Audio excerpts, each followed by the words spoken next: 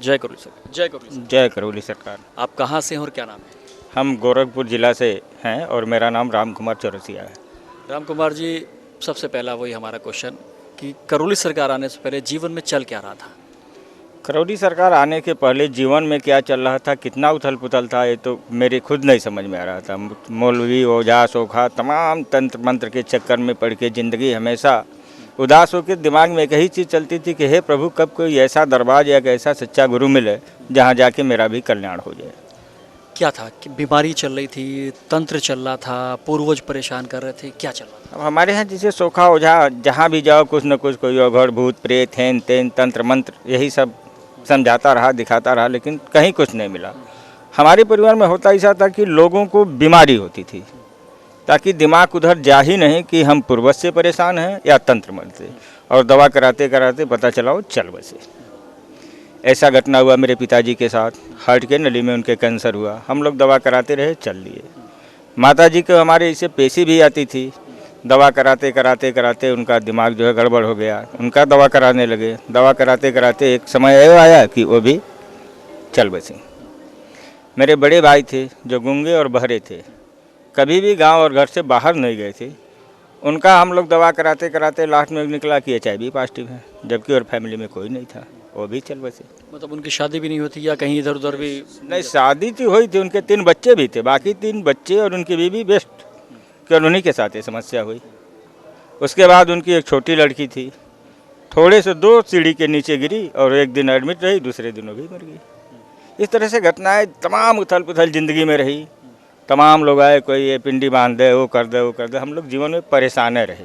मतलब ज़्यादा से ज़्यादा देखा जाए तो अकाल मृत्यु घर में ज़्यादा हुई। हाँ, अकाल मृत्यु घर में 4-5 हुई, ज़्यादा हुई। और उसमें भी कैंसर एक ऐसी डिजीज़ रही जो जनरली सभी को रहा है। हाँ, कैंसर डिजीज हुई मेरे पिताजी से, फिर मेरे छोटे भाई के हुआ। इसी लॉकडाउन में उसका पूरा एक तरफ का जबड़ा निकलवाना पड़ा। उसका दवा करके ठीक तब तक हुई, तब तक मुझे जेब में कैंसर की समस्या आ गई। तो आपको भी कैंसर है? हाँ, जेब में कैंसर है। उसके बाद हम यहाँ आए, कीमो 3 चढ़वाने के बाद दरबार आए। दरबार गुरुजी से मिले। गुरुजी ने आदेश दिया कि बेटा तुम दरबार का नियम फॉलो करो, दवा काम करेगी, ठीक हो जाओगे। और हम आज दरबार के सभी नियम फॉलो कर चुके हैं और गुरुजी की कृपा से इस समय नियर अबाउट 80% मेरा कैंसर ठीक है। और मैं कोई अंग्रेजी दवा नहीं करता हूँ, एक बहुत सस्ती आयुर्वेदिक दवा खाता हूँ, वो भी हिमाचल से, धर्मशाला से। तो जब आपका कैंसर डायग्नोज हुआ होगा तो बहुत सी ट्रीटमेंट और भी इंग्लिश दवाइयाँ आपने चलाई होंगी? हाँ, जब कितनी जगह से पहली बार जो हमको मिला तो हम आ गए राम मनोहर लोहिया, चूँकि अपने भाई को लेकर हम एकदम परेशान थे। पिताजी से भी परेशान थे, पिताजी को PGI से परेशान थे। भाई साहब को उस समय कोरोना चल रहा था, PGI और राम मनोहर लोहिया ले नहीं रही थी, तो यूनिटी हॉस्पिटल में वहाँ कराए थे। वहाँ से उनका हुआ तो जान ही रहे थे, सीधे राम मनोहर लोहिया आए। डॉक्टर ने देखा, कहा कि भाई कीमो चढ़ाइए और आपकी एक साइड की जीभ निकालनी पड़ेगी।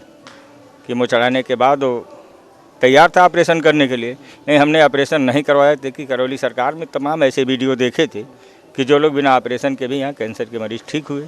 विश्वास करके करौली सरकार पे हम यहाँ आए और आज सुखी हैं।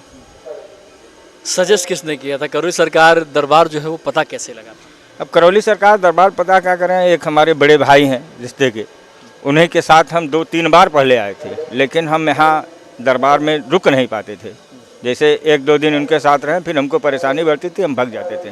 परेशानी कैसे? उलझन यहाँ से निकल जाने की या शरीर की कोई यहाँ से निकल जाए, यहाँ रहे तो हमारे उसी जीभ में दर्द ज़्यादा होने लगे, परेशानी हो गए, या ये लगे कि यहाँ से कितनी जल्दी हम अपने घर को चले जाएँ।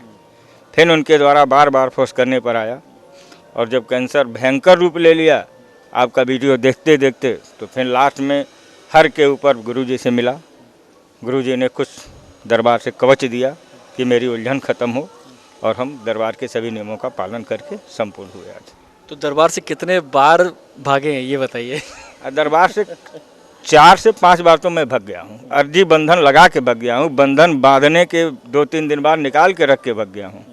उसके बाद जब एकदम परेशानी का अंत कहीं से नहीं दिखा, तो फिर या तो दरबार की कृपा रही या दरबार ने हमको कवच प्रदान किया, जिससे आज हम सुरक्षित। जब बंधन भी नहीं बांध रहे थे तो हवन का प्रक्रिया कैसे शुरू हो गई? हवन तक कैसे पहुँचे? हवन जब दोबारा आके गुरुजी से मिले, गुरुजी ने उनका एक टोकन लेके जब गुरुजी से मिला, गुरुजी ने तब सजेस्ट किया और कुछ दरबार से ऐसा राहत दिया कि फिर से बंधन बांधे, फिर से अर्जी लगाए, फिर से बंधन बांधे, तब फिर हवन की प्रक्रिया चालू किए। तो हवन 4 महीने बाद ये आए फिर अर्जी बंधन इन्होंने लगाया। 4 महीने बाद फिर आए और फिर अर्जी बंधन लिया, फिर गुरुजी से मिला।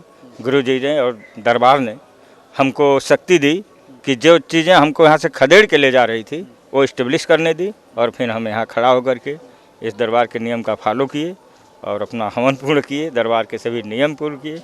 आज संपूर्ण सब कुछ हो चुका है मेरा, केवल गुरु दीक्षा बाकी है और कुछ गुरुजी के कृपा के अनुसार रुद्राभिषेक बाकी है। वो भी जब गुरुजी की इच्छा होगी बुलाएंगे, पूर्ण जरूर करेंगे। अच्छा, जब हवन चलता है तो हवन चलने के दौरान में बहुत सी कुछ घटनाएं होती रहती हैं, कुछ अच्छे अनुभव आते हैं, कुछ और बुरे अनुभव आते हैं कि पितृ नज़र आ गए, या हवन के बाद कुछ चमत्कार दिखने शुरू, तो वो कुछ ऐसा हुआ है? हवन के बाद जब हवन शुरू किए, 2-3 हवन करने के बाद, जो मेरे छोटे भाई को भी वहाँ तंत्र मंत्र वाले ने सोखा बना दिया था, जो कि मरे शर्म से तो करता तो था नहीं, लेकिन उसके ऊपर हवन शुरू होने के बाद?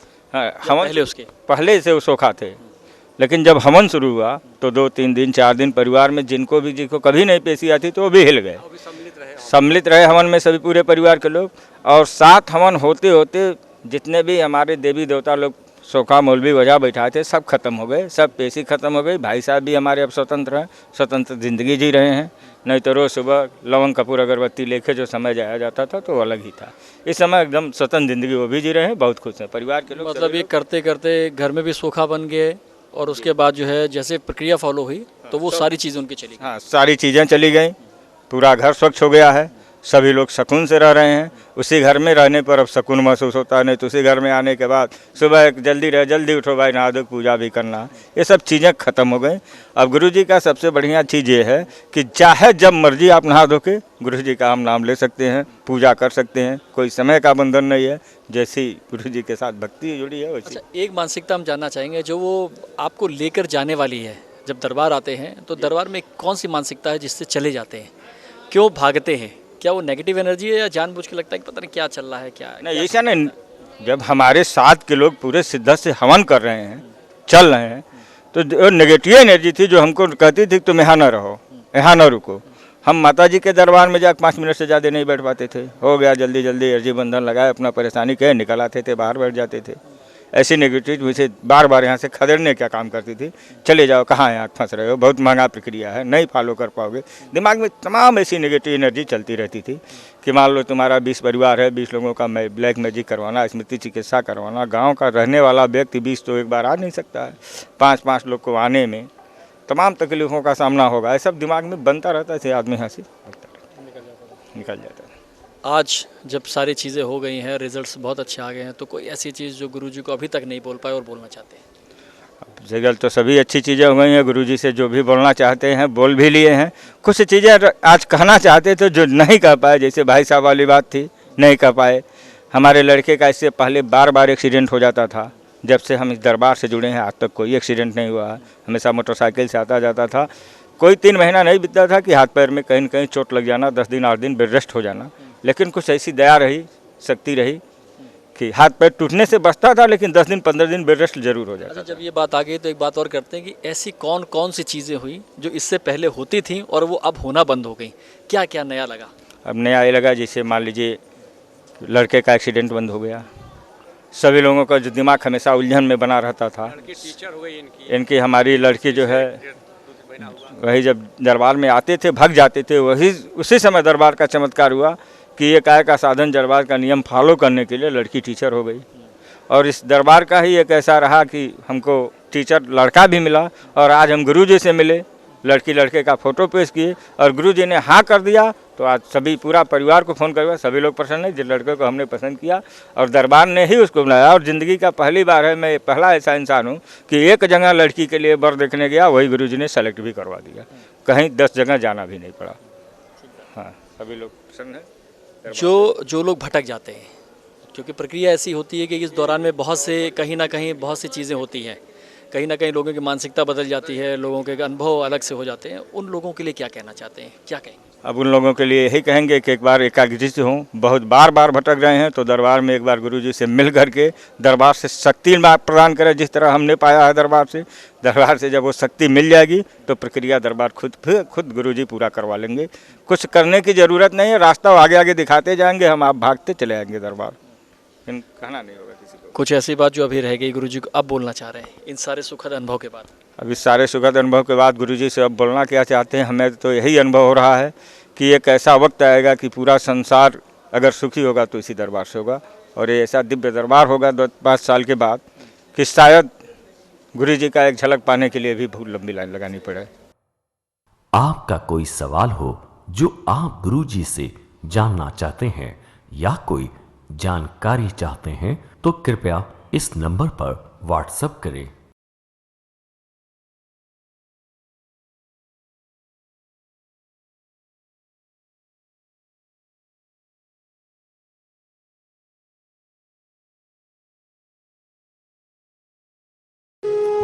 भक्ति 24 धर्म का नया स्वरूप।